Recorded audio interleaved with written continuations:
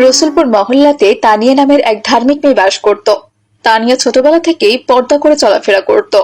তানিয়ার দেখা দেখি ওই মহল্লার সকল মেয়েই পর্দা করা বুঝতে শিখেছে। এখন তানিয়ার সাথে সাথে তারাও সবাই পর্দা করে মাদ্রাসাতে যায়। তানিয়া আপু, আজকে কিন্তু তোমাকে দারুণ লাগছে। আগে তো তুমি শুধু হিজাব পরতে, আজ তো দেখছি হিজাবের সাথে সাথে নেকাবও পরে এসেছো। নেকাব পরে তোমাকে আরো বেশি সুন্দরী লাগছে।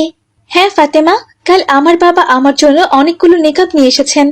তিনি আমাকে বলেছেন নেকাব ছাড়া নাকি সঠিক পর্দা হয় না। তাই নাকি তানিয়া আপু? তাহলে তো আমাদেরও নেকাব কিনে নিতে হবে। আমরাও তো শুধু নেকাব ছাড়া হিজাব দিয়ে পর্দা করেছি। আচ্ছা তানিয়া আপু, এই নেকাবটা তুমি কত টাকা দিয়ে কিনেছো? মাইসা, দাম অতটা বেশি নয়, মাত্র 30 টাকা হলেই এরকম একটা নেকাব পাওয়া যায়। আমি একটা নেকাব কিনবো আপু, তাই দামটা তোমাকে জিজ্ঞেস করলাম। তুমি তো জানোই আমরা কত গরিব, তাই কোনো জিনিস কিনতে হলে খুবই হিসাব নিকাশ করতে হয় আমাদের। শোন মাইসা, তোর নেকাব কিনতে হবে না, আমি তোকে একটা নেকাব গিফট করব। আমার বাবা আমার জন্য অনেকগুলো নেকাব কিনে নিয়ে এসেছে, ওখান থেকে আমি তোকে 2টো নেকাব দিয়ে দিব, কেমন? তাহলে তো খুব ভালো হয় আপু, জাযাকাল্লাহ খাইরা। আচ্ছা ঠিক আছে, এখন চল সবাই, তাড়াতাড়ি চল। মাদ্রাসায় মনে হয় ক্লাস শুরু হয়ে গেছে। এরপর তারা সবাই একসাথে মাদ্রাসায় চলে যায়। এমনি করে সেই দিনটি কেটে গেল।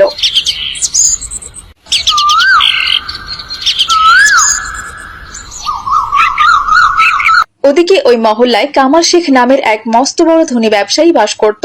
তার একজন ছেলে ছিল, তার নাম ছিল রিয়াদ। রিয়াদ শহরের একটি ইউনিভার্সিটিতে পড়াশোনা করে। তার ইউনিভার্সিটি বন্ধ থাকায় সে 1 মাসের জন্য গ্রামে এসেছে বেড়াতে। গ্রামে তার একজন বন্ধু আছে, তার নাম হচ্ছে বুলেট।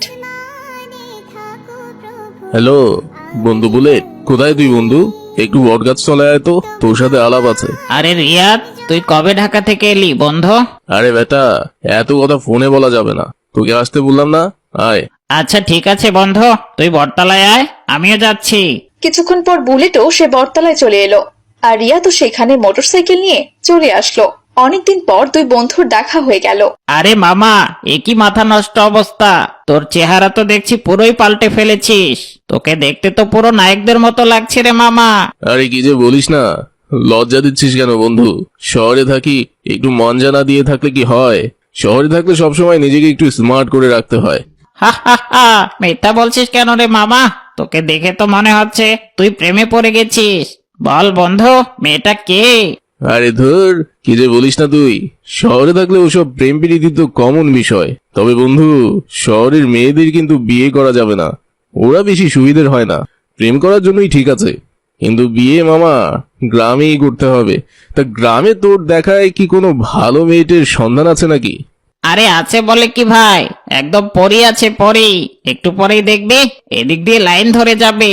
তয় ভাই, তুই ওদের চেহারা কিন্তু দেখতে পারবি না, ওদের চেহারায় মেকআপ পরা থাকে। কি যে বলিস বুলেট, যদি মুখ ঢাকা থাকে তাহলে আমি মেয়েকে দেখবো কি করে? আরে ধুর বেটা, মেয়েকে না দেখেই বিয়ে করবো নাকি? আরে কি যে বলিস না ভাই, গ্রামের মেয়েরা এমনি সহজ সরল, ওদেরকে দেখে বিয়ে করতে হয় না। মেয়েগুলো এমনি অনেক সুন্দরী হয়, যাকে এক কথায় বলে ন্যাচারাল সুন্দরী। তুই চোখ বন্ধ করে না দেখে ওদেরকে বিয়ে করতে পারবি বন্ধু। আরে না ভাই, না দেখে বিয়ে শাদী আমি করবো না। পরে দেখবো পর্দার আড়ালে কোনো এক কালো ভূতনিকে আমি বিয়ে করে ফেলেছি। মেয়েকে তো আমার দেখতেই হবে ভাই। ওটা কোনোভাবেই সম্ভব না রে বন্ধু। আরে ধর, তুই কি যে বলিস না, অসম্ভবকে সম্ভব করাই তো এই রিয়াদের কাজ। তুই খালি দেখতে থাক আমি কি করে মেয়ের চেহারা দেখি। রিয়া যখন এসব কথা বলছিল, ঠিক তখনই ওই পথ দিয়ে তানিয়া, ফাতেমা, মাইসা, মালিহা মাদ্রাসায় যাচ্ছিল। আরে ওই দেখ ভাই, তাকিয়ে কতগুলো মেয়ে আসছে, একেবারে পরি রে বন্ধু, পরি। আরে এগুলো তো ছোট মেয়ে ভাই। আরে ধুর বোকা, তোকে আমি ওই ছোট মেয়েগুলোর কথা বলিনি। ওই ছোট মেয়েগুলোর মাঝে দেখ, একটা বড় নেকাব পরা মেয়ে আছে। মেয়েটার কিন্তু মোটামুটি বয়স হয়ে গেছে, মনে হচ্ছে 18 হবে। তুই চাইলে ওকেই বিয়ে করতে পারিস। মেয়েটাকে পর্দা করে যা সুন্দরী লাগছে, একেবারে পরীর মতো। আরে বাইরে থেকে তো সুন্দরই লাগছে ভাই, তবে ফেসটা তো দেখতে হবে। আচ্ছা এখানে আসতে দে, তারপর ফেস দেখে সিদ্ধান্ত নেব ওকে বিয়ে করব নাকি আমার বাড়ির কাজের মাসি বানাবো। এরপর তানিয়া সেখানে চলে আসতেই রিয়াদ তাকে বলল, এই মেয়ে, কে আপনি ভাইয়া? আপনাকে তো ঠিক চিনলাম না। আপুর সাথে আপনার কিসের কথা? এই মেয়ে, তোমার সাথে কি আমি কথা বলেছি? আমি তো কথা বলবো এই বড় মেয়েটার সাথে। তোমরা তো ছোট, ছোটদের মতো থাকো, কোনো কথা বলবে না, ঠিক আছে? এই যে আপনি কে শুনি, আর ওদের সাথে এভাবে ধমক দিয়ে কথা কেন বলছেন? আপনাকে দেখে তো মনে হচ্ছে আপনি ভদ্র ঘরের ছেলে, কিন্তু আপনার কথাবার্তা এমন অভদ্র কেন? একটু ভদ্রভাবে কথা বলতে পারেন না? পারি পারি, আগে তোমার চেহারাটা দেখে নিই মামুনি, তারপরে সিদ্ধান্ত নেব যে তোমার সাথে ভদ্রভাবে কথা বলবো নাকি অভদ্রভাবে। এই কথা বলে রিয়াদ হ্যাচকা টান দিয়ে তানিয়ার মুখের নেকাবটা খুলে ফেললো। এ কি অসভ্যতামি! এটা আপনি কি করলেন? হ্যাঁ, আমার নেকাব খুললেন কেন? মেকআপ খুলেছি তোমার চেহারা দেখার জন্য। আরে বাহ, কি সুন্দর চেহারা তোমার, দেখতে একদম পূর্ণিমার চাঁদের মতো। তোমাকে আমার খুব পছন্দ হয়েছে, তুমি ফাইনাল। বিয়ে যেহেতু করতেই হবে, বিয়েটা আমি তোমাকেই করব। এই যে আপনি কি আবল তাবল কথা বলছেন এসব? কিসের বিয়ে? কাকে বিয়ে করবেন আপনি? কাকে আবার? তোমাকে। তুমি বাড়িতে গিয়ে তোমার বাবাকে বলবে আমার বাবার সাথে কথা বলতে। এই ধরো ঠিকানা। কিন্তু বিয়ের পর এইসব কাপড় চাপড় পরা চলবে না, মডার্ন ড্রেস পরতে হবে। আমার বউ হতে হলে ঠিক আমার মতোই মডার্ন হতে হবে কিন্তু। রিয়াদের এমন কথা শুনে তানিয়ার ভীষণ রাগ উঠল। সে হাত উঠিয়ে ঠাস ঠাস করে রিয়াদের গালে 2-3টে চড় বসিয়ে দিল, আর তারপর সেখান থেকে চলে গেল। তানিয়ার হাতে চড় খেয়ে তো রিয়াদ হতভাগ হয়ে গেল। তখন বুলেট বলল, আরে ভাই, তোকে আমি আগেই বলেছিলাম ওই কাজ তুই করিস না।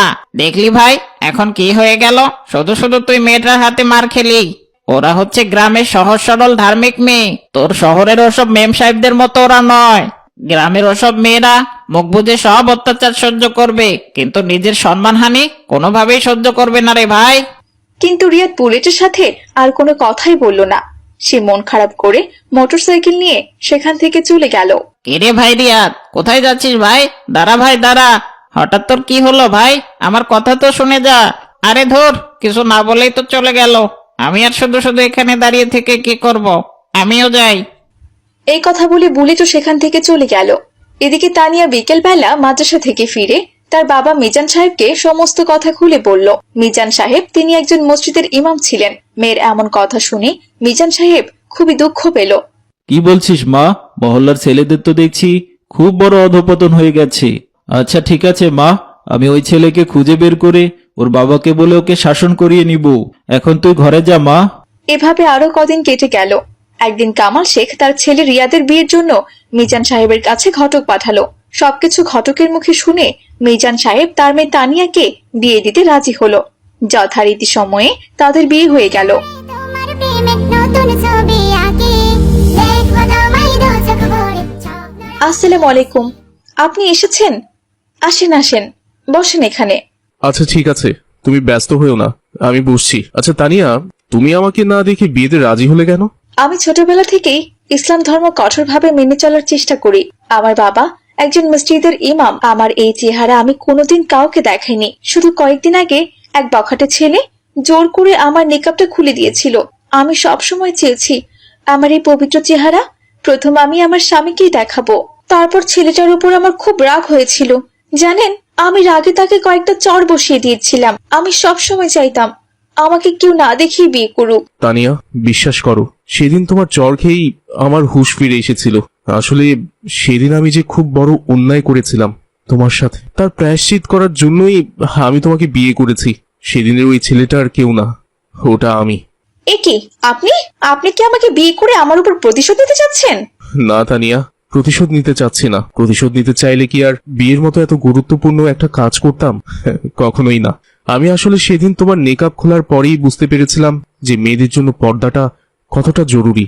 তোমার পর্দা খোলাতে তোমার যে রাগ হয়েছিল, সেই রাগের কারণটা আমি বুঝতে পেরেছিলাম।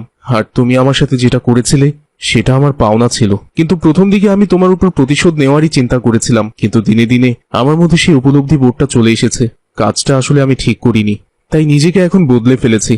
কিন্তু আপনি তাহলে আমাকে বিয়ে করলেন কেন? তোমার সাথে সেই জঘন্য কাজ করার পর চর খেয়ে লজ্জায় আমি অনেকদিন বাড়ি থেকে বের হইনি। তারপর আমার বাবা আমার মন খারাপের কারণ জিজ্ঞাসা করলে আমি তাকে সবকিছু খুলে বলি। তারপর তিনি তোমার বাবাকে ঘটকের মাধ্যমে সমস্ত কিছু খুলে বলে। তারপরই সে আমাদের বিয়ের সিদ্ধান্ত নিয়েছে। আমাকে তুমি ক্ষমা করে দিও তানিয়া। এ কি, আপনি আমার কাছে ক্ষমা চাইছেন কেন? আপনি আমার স্বামী। আমাদের ইসলামিক শরিয়া মোতাবেক বিয়ে হয়েছে। আগে যা হওয়ার হয়েছে, আমি সেটা ভুলে গেছি। আজ থেকে আপনি আমার স্বামী। আপনার আদেশ পালন করা আমার কর্তব্য। আমার আর আপনার উপর কোনো রাগ-ক্ষোভ নেই। এরপর রিয়াদ তার পর্দাশীল স্ত্রীর সংস্পর্শে এসে দিন দিন আরো ভালো হয়ে গেল আর ইসলামিক শরিয়া মোতাবেক তাদের জীবন পার করতে লাগলো।